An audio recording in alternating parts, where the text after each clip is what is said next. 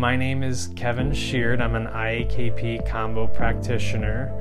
I'm also a Bwiti initiate. My Bwiti name is Anyepa Runaganga, which means love of the culture, love of the medicine.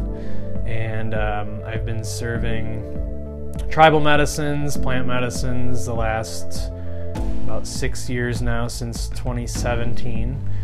And I've served maybe close to 500 clients by now, starting with a lot of deep internal work on myself, so I could help others. Traditionally, they call it hunter's magic, so it would sharpen their awareness, heighten their senses, do a large dose of Kambo at night, and then throughout the day they would have all these sharpened focus, heightened senses. They would have increased stamina. Shamans say energetically it lifts and removes panema. Panema is kind of like that gray cloud that would follow you around and just like a mental fog, or we would call that frustration, irritation, anger in our culture.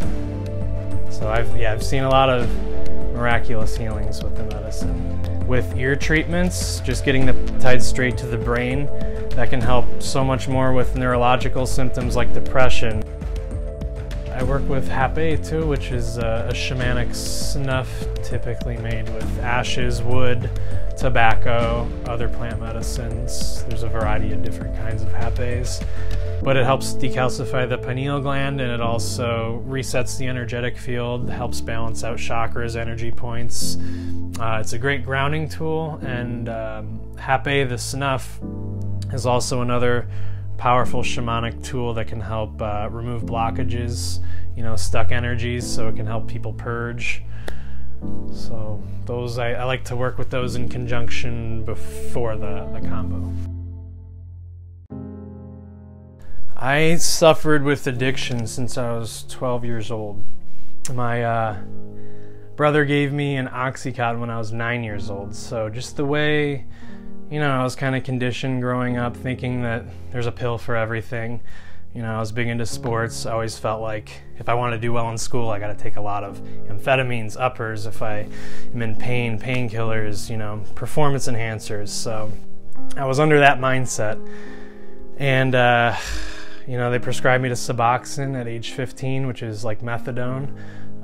So just all throughout high school, I felt soulless. I was so disconnected from my true self, lost interest in everything I had passion for. And I stayed that way up until I was about 19. My brother passed away, and I think when I was 20 was when I first decided to get off the pharmaceuticals, and it was not an easy ride at all. And when I was 22, back in 2015, I was in a halfway house with my best friend, and I thought it was funny how they paired us together. And I was on Vyvanse, I was on antidepressants, and I just felt so spiritually disconnected. I just felt angry, didn't have a joy for life. With antidepressants, a lot of these pills are neurotoxins, so they're not really going to the root cause of the issue. So I wasn't like super depressed, but I couldn't feel emotion. I wasn't happy either. And my friend mentioned ayahuasca in a halfway house, and I'm not just gonna sit there and read about it all day. Like I'm gonna go do it. They say that the mother, the ayahuasca, calls you, and I just felt like it was blowing my phone up. So I picked up the phone and I started searching where I could do it near me, and I found a place about 2 hours away, and this is in South Florida, so this is basically the rehab and relapse capital of the world. And I had the experience of just falling in complete love with myself and basically gaining 10 years of psychotherapy in one weekend, in 2 sessions. Went home to my halfway, threw away all my prescriptions, just fell in love with myself. I fell in love with everyone around me. We were basically in tears about how, this is how every human should feel. This is our birthright, to to feel this energy, this peace, this love, this wisdom. I totally believe that suffering is an amazing tool for transformation and awakening.